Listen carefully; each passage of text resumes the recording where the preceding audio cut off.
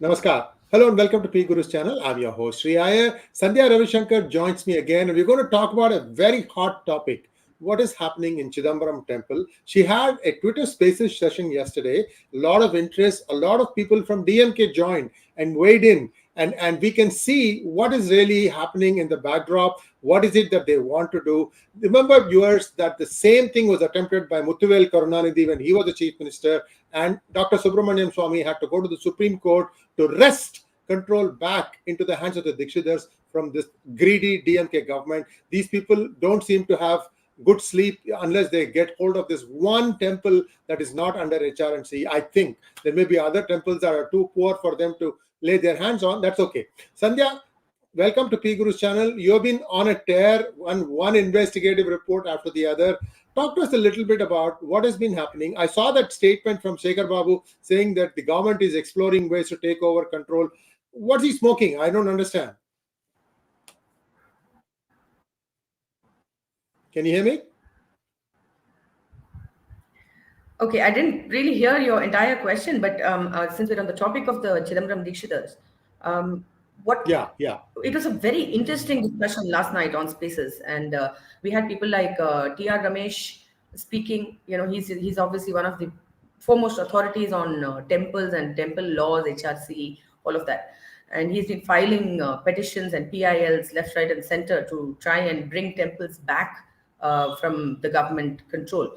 So a lot of things got cleared up last night because T.R. Ramesh explained it. But again, we had a lot of people from the DMK also coming in and listening to that. And Mr. Rajiv Gandhi of the DMK, he's one of the spokespersons in the Tamil media, he had joined us and he threw a few questions, and it was the narrative is very clear. So they are what the DMK is trying to do.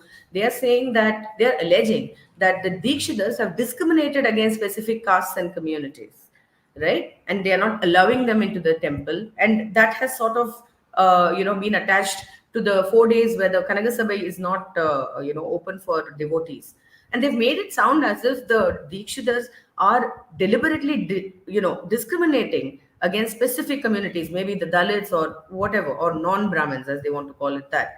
Now that is a very, very sort of problematic narrative, because discrimination has not happened at all, right? And this closing of the Kanagasabha for 4 days in a year, that happens because all of these antique jewelry that is there, that is in the possession of the deity, those are brought out at that time, and the pujas happen, and this is for 4 days. And this happens at the Kanagasabha, which is this very small, narrow area where the pujas happen. Rest of the year, devotees are allowed to go into the Kanagasabha and see the Lord from a height, a raised kind of platform. That is the only reason. Otherwise, devotees can anyway see the deity from below, from the usual space where they generally sit down, and they are allowed to watch it there.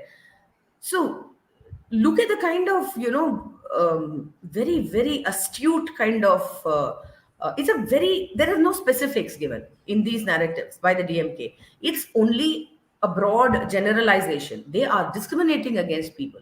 They are not allowing people into the Kanagasabha. But there is no information given as to who they have discriminated against. Did they not allow a specific person? Did they say that a specific community must not come in? Nothing of the sort, right? Absolutely nothing of the sort. And I asked Mr. Rajiv Gandhi, who is saying that discrimination is taking place? It's only the government that's saying it. And he says, no, Bhaktargal solranga, which means devotees are saying this. But what devotees? Who has complained? Show me the complaints, right? Show us the complaints. If you don't want to show it to the public, at least show it to the Dikshitars. Nothing of the sort has happened. So it's all these very, very generalized, kind of statements that come out, and you can just smear it on everybody, right? You can paint everybody black with it. So that's the strategy of the DMK, as far as I can see. So, Shri, that's what happened yesterday. So for the viewers who are not familiar with what has been happening, there have been a lot of pinpricks. These people have probably, this is my analysis, and Sandhya can agree or disagree with me. This is my analysis. that the DMK came to power on the shoulders of the Muslim community and the Christian community. God only knows what list of promises they gave to them, they made to them. But clearly, this appears to be appeasement of some sort to try and make it. That's one side. The other possibility is the ego trip. MK Stalin thinks that my father couldn't do it, I'm going to do it by hook or crook. Because this is basically how it looks to me. This temple has been around for thousands of years. It has never had any complaints thus far, and they don't even have a hundi, if I remember correctly. You can't even put a hundi, so that is another reason why HR and CE can't even come in. So these people want to invent a reason. Sandhya, if you ask them specific, is there a written complaint, right? Next time they try, they'll make up the written complaint. So their mindset is made up. Somehow we will keep troubling them. Somehow we have to keep on appeasing our people, our benefactors who have given us money, God knows what else, and just let us keep on trying to harass the Hindus. Unless the Hindus say, you get out of here, you don't have any locus standi in this temple, your EO should not have even gone in there, it doesn't belong there. And this, see, the thing is, the Dikshitars are helpless. They can't be running the temple and also be trying to be kavalar, a guardsman there. So they know this is right. So somewhere somebody has to step in and say what the HR and CE department is doing is wrong, what Mr. Shekhar Babu is saying is wrong, and this, see, my bigger fear, Sandhya, is India is slowly but steadily lurching towards civil war. Why I say that is, what recourse do you have? If you want to go to the police doesn't want to record your complaint. They entered the Kanaka Sabha with 2 policemen. So where is the recourse for justice for the Dikshitars? Go back to Supreme Court again. That will take again months and years. But the damage is being done today. So you're absolutely right. Right. So what it is we are in a situation where the police is brazen. They don't seem to care that they are stepping out of bounds, and the EO, I can't even describe these. Most of these appointments themselves are illegal. They can't show where is their appointment letter, right? So this kind of farcical play is going on, and the Modi government just sits and does nothing. I mean, they have, if you remember reading Dr. Subramaniam Swami's tweet, he said this is ground for dismissing this government, because they are not working as per the constitution.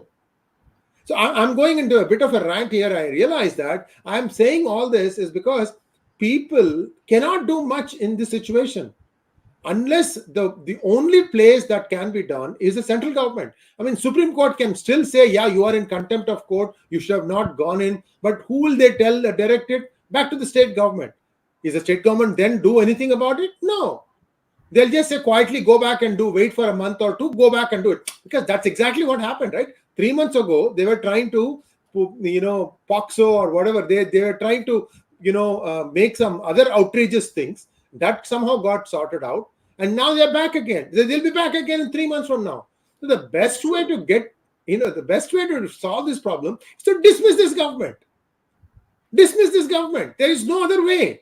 I mean, it's black and white clear to me. But then they'll say, oh, there is murder of democracy. Oh, you talk about democracy. I'm going to come up with a list of the people that you imprisoned just for differing in their viewpoint with you. Right? How many people have been thrown under Gunda's Act? You look at Kishore Swami, the man is so thin. I mean, if I blow a little hard, the guy might just fall down. And you say that he committed a Gunda Act? So this is what this government is. So why I'm asking all these things is, this is how I see there is no other recourse. Sandhya, tell me, what can the Dikshitars do now? Well, the Dikshitars do have some legal support, and I think Mr. T.R. Ramesh is filing a petition regarding this police entry into the Kanaka Sabha, which is illegal, completely illegal. Police had no jurisdiction, no right to enter the Kanaka Sabha, and there have been complaints that the Dikshitars have been manhandled by the police. It's just bizarre. I don't know what is going on. Why the government is so keen on creating such a fuss over this temple. Now, let me also add one more point, Shri. Yesterday on Times Now, 𝙤𝙧𝙤𝙪𝙥𝙥, the lawyer, we all know about him, he had spoken about this issue, and he made a very, very good point, which we in Tamil Nadu have been talking about for a very long time, but the rest of the country doesn't seem to know, or the rest of the world doesn't seem to know about. The point is that the Dravidian ideology targets Brahmins and Dalits, right? So if you take the caste system in its entirety and you say that this is at the top and this is at the bottom, I don't believe in that, but there are people who say this, and the Dravidian ideology clearly says it, that the Brahmins are at the top and the Dalits are at the bottom. So if you take it from their perspective, both the top and the bottom are being attacked viciously by the Dravidian ideologues, and that has been a truth for decades now, decades. People who live in Tamil Nadu know this. And even it's not just the Dalits, it's also the micro communities, which are very small in number, right? Like the Vishwakarmas and other electorally, numerically insignificant, insignificant castes. All of these come under attack by the Dravidian ideologues. And this has been the case ever since the Justice Party was formed.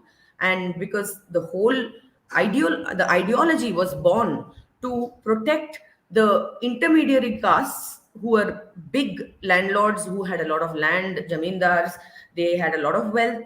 And this whole Justice Party and the Dravidian movement, all of this was born only to protect those intermediary, dominant, powerful castes. Because at that time, if you looked in any village, the Brahmin was not the dominant person. There were no Never. powers for the Brahmin. They didn't have land also. Sandhya, they didn't have land also. Nobody, yeah, very few had land. Yeah. And it was always your Mudaliyars, your Naidus, your Reddiyars, who had these huge tracts of land, and everybody, that entire village was dependent on them, right? For livelihood, for any help in terms of monetary help or whatever. And these were the people who were lording it over those small, little feudal kind of societies. And they came together and formed this Justice Party, which then turned into the DK, Dravidar Kazhagam. They gave it a nice name, Dravidian movement, and that was that. And they sort of appropriated the Tamil language and decided to continually discriminate against the Brahmin as well as the Dalit. So I think this is very, very much what is being played out, what is playing out right now in the Dikshitar issue, Sri. So, viewers, this is where things stand. They want to harass him. They know that there are only, see, the reality, I'll tell you, viewers, there were 300 families of Dikshitars who are, interested with the responsibility of this temple. I am told out of them, 200 families have kind of slowly, slowly moved away from this. They said that, we can't fight this battle. So it is down to 100 Dikshitar families. How many people do you think there'll be total? 500 people? And they have the responsibility of running this temple. And this is where they see the opportunity. We have taken 300, we have separated or isolated or driven away 200, only 100 remain. Last push. Somehow do this thing. Somebody really wants it bad. I tell you, Sandhya, I mean, this is the ultimate thuggery of the lowest kind. And what really beats me is why the Modi government seems to be, see, there are 5, if you take the top 5 most powerful people in India today, Sandhya, 2 of them are Tamil Brahmins. I have not yet heard a single word spoken out of these 2 mouths about how the Brahmins are being treated in Tamil Nadu. And I don't think Madam Nirmala Sitharaman can have any excuse. She grew up in Madurai. She grew up under this problem. Why can't she comment as a person? I'm very disturbed by what is going on. Why doesn't she do that? Doesn't she even have that much power in this government? I'm just musing loud because I'm frustrated. If my own people, my own community doesn't want to speak for me, I'm talking about, let's say I'm one of the Dikshitar families. I'm wondering, number 4 and number 5 in this government are Brahmins. They are Tamilians. They don't say a word. What do you think I can do as an individual? That fear will be there, isn't it? I mean, I'm telling with the Modi government, look, some things you have to make a statement. Some things you have to say what is on your mind. Otherwise, you are an incompetent nincompoop. Go look it up in dictionary if you don't know the meaning of that word. I'm sorry, I'm angry because I've seen this thing again and again and again and again. Last 2 years, the Chidambaram temple, the DMK goes and tries to do mischief. There is a long list of things that they have done. In fact, even the governor has said how the two-finger test was applied to these poor girls. What more does the government want? What more does the center want? Don't care about what US says. I don't care I care two hoots about what Barack Obama says. I care even less about what Biden says. I will tell them what I think of their intellect. And I have the right and freedom to do it in US. Don't think about what is happening. What is happening is you need to take care of all your citizens, and that means it includes Brahmins. There are two of the people in your own cabinet. At least think about them. I'm really, I had it up to here now. This thing can only stop if these people are shown the door, and all those cases have to go. Now there are other cases also that are pending. All those things have to start moving in top gear. This has become nonsense. This is just my 2 cents, Sandhya. I'm sorry, I am kind of raining on your thunder here. I mean, raining on your parade here. But you're the guest. So at the end of the day, I heard even Saravanan was there. By the way, viewers, we are going to give you a link to the actual recording. You can listen to it and see what these great intellects from DMK party had to say about this. Please tell me what he had to say about it. So, Saravanan did not come on the Spaces, Oh, but I see. he appeared on Times Now, on the Oh, Times okay. Now debate, and he went on a rant again, a very unspecific, vague kind of allegation, which basically it's like you throw stuff, something will stick. So that's exactly what they try to do, right?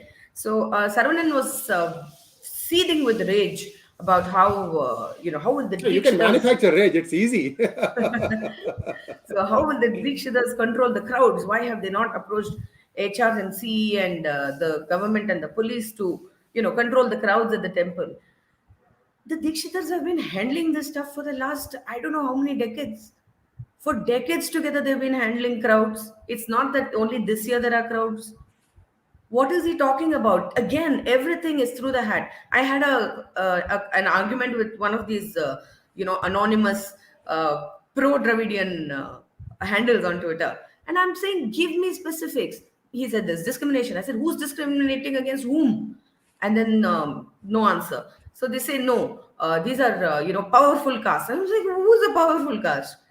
What power do the Dikshitars have as opposed to the entire power and might of the state government of Tamil Nadu? What are you talking about? And let me also quickly go through like all of the mental agony and harassment that the Dikshitars have been put through. So, the few months ago, they sent a legal notice. Tamil Nadu government, HRNC department, sent a notice to the Dikshitars that they wanted to verify the gold ornaments. Now, the HRNC government, HRNC department has no locus standi to demand this because the Supreme Court has clearly ruled that it is the Dikshitars who will administer the temple.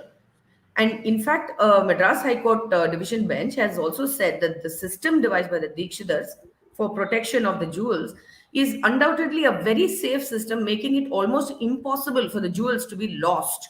And no one could have devised a better system than that. And yesterday I asked Mr. T.R. Ramesh about this, and he said there are 20 keys.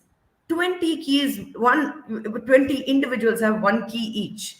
And unless all 20 of them come and open that safety vault, whatever they have, the jewels cannot be taken out or put back in.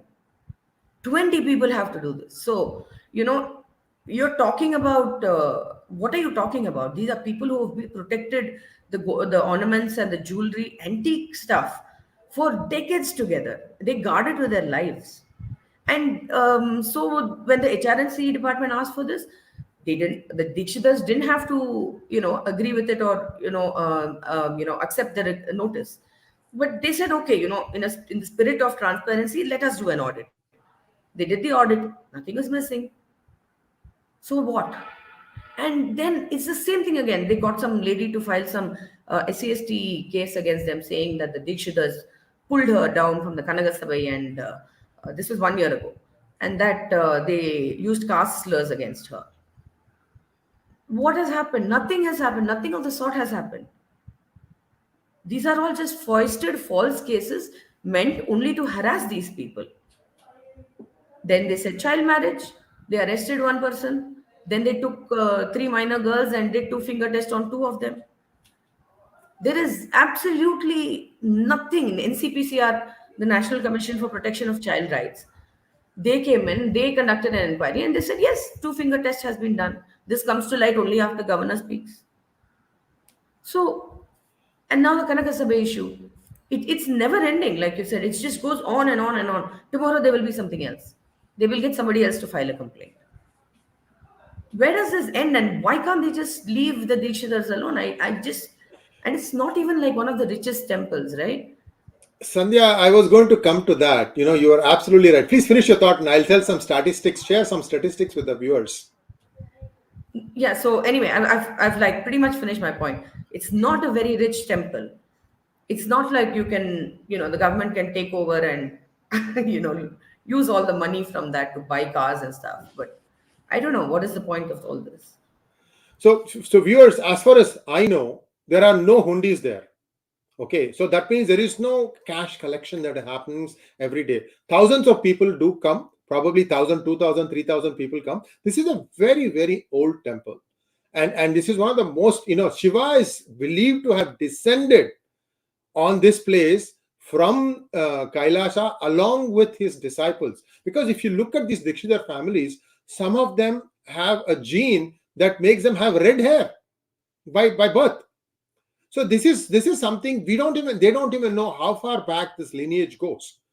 It is something that is a very sacred temple, and no hundi, so no collection. So if you want to donate money, you have to do it like you would do it on a bank account. Like for example, you take the online banking account, you take the bank account number and you put, and they'll give you a receipt for it.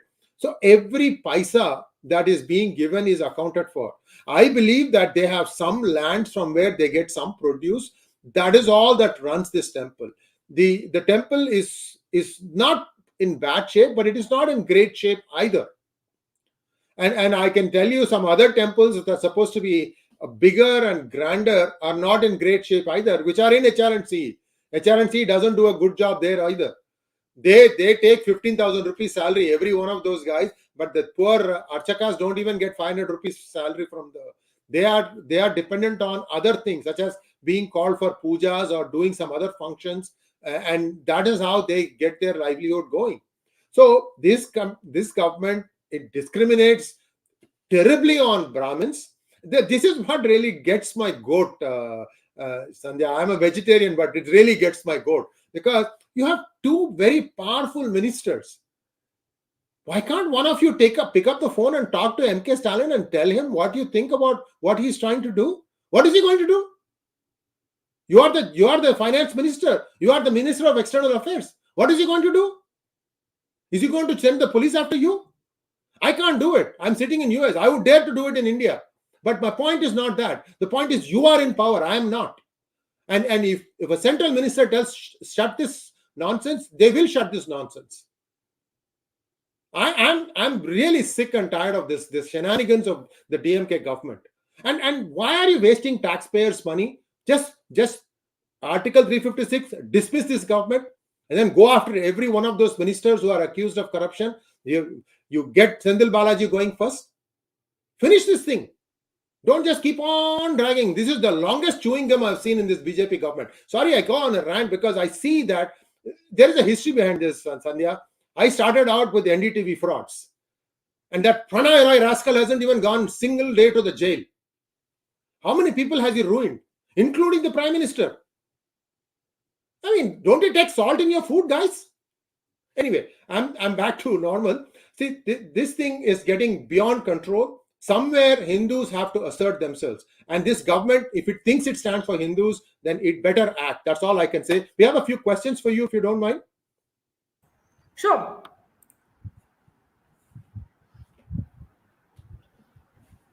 Let me just see. 1 second. This is more of an observation. Allow only dress code people inside, and temple security cannot allow anyone. Even police should not be allowed. Well, the question here is, who is going to stand guard? There are not many people there. And this is a fairly big temple. It's a fairly big temple. I mean, if you take rotation and clean the place, keep the premises, keep the pujas going, agama rituals, then there is also a kitchen there.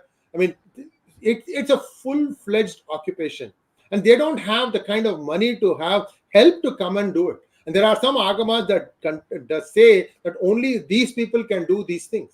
Come on, guys. You think any church will allow any deviation by the government or by the people? Why can't we Hindus think that, look, this has been the law, this has been the Agama Shastra laid down for thousands of years. I'm not going to change an inch of it. If you don't like it, don't come to the temple. If any DMK leader doesn't like it, don't come to the temple. You guys don't believe in God anyway. Why do you care about a God that you don't believe in to say that the people are being harassed? You don't even have evidence for that. And now you'll start cooking up evidence. You already tried that once. So I don't know why this government is so blasé about this, that they don't want to do a thing about it. I mean, it's beyond me. That's all I can say, because I see only one quick course of action, and that is to send the Article 355 letter to DMK saying stop this thing right now. And if you don't do that, then 356 comes in. That's it. Because this thing has run its course. How many? See, the problem, Sandhya, is some of the BJP's own karyakartas have been arrested on frivolous grounds. Kalyan Raman, for example, he was put under Gundas Act. He spent 6, 7, 8 months in jail. Do it for your own people, man. If not for me.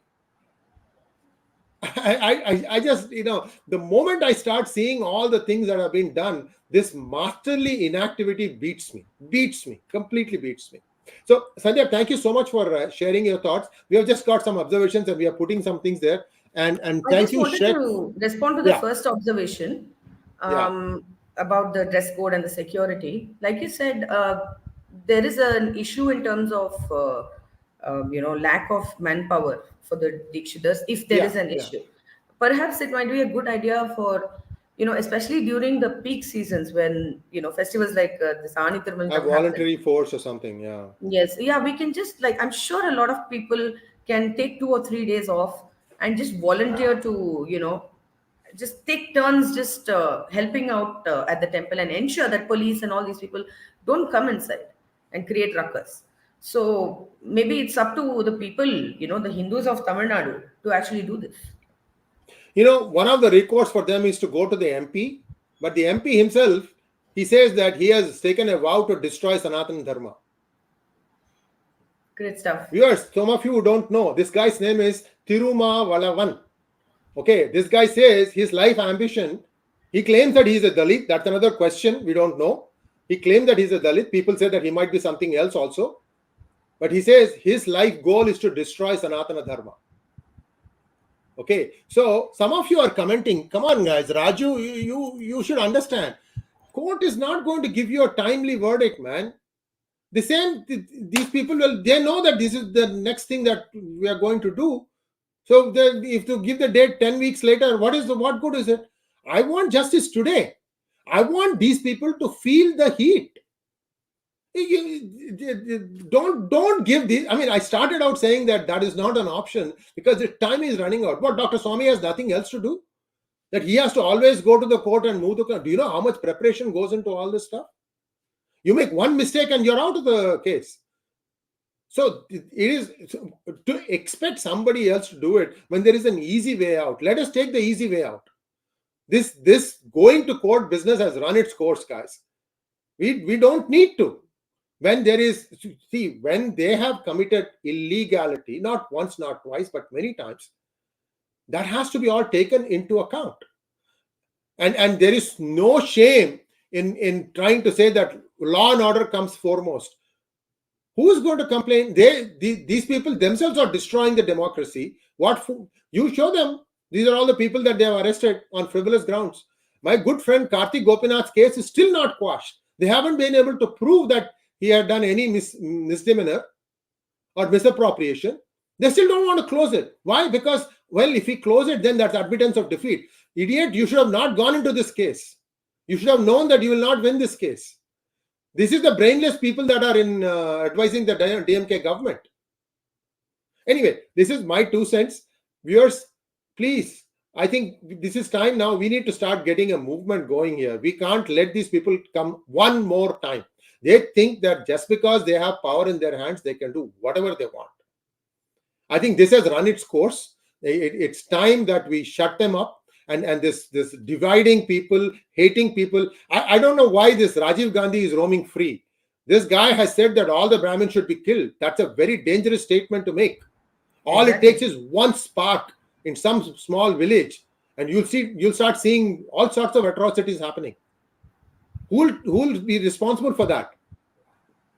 So anyway, thank you so much, Sandhya. And viewers, please like, share, and subscribe to our channel. Don't forget to click on the bell button for notifications. I'm going to be very closely monitoring what is going to happen in this case. The Modi government needs to do something. Pick up that phone. Talk to M.K. Stalin. Tell him, fire his HR and CE minister, first of all. Because I don't think he is doing his job. If he can't do that, well, you know what needs to be done. I've told you if I were you, and I am a taxpayer in India, I do pay my taxes diligently. Sometimes I feel I pay more than I should, but I do pay my taxes. So I see my taxpayer money being wasted at the state level and at the center, because you guys are not doing your job also. That's how I see it. Thank you very much. Namaskar.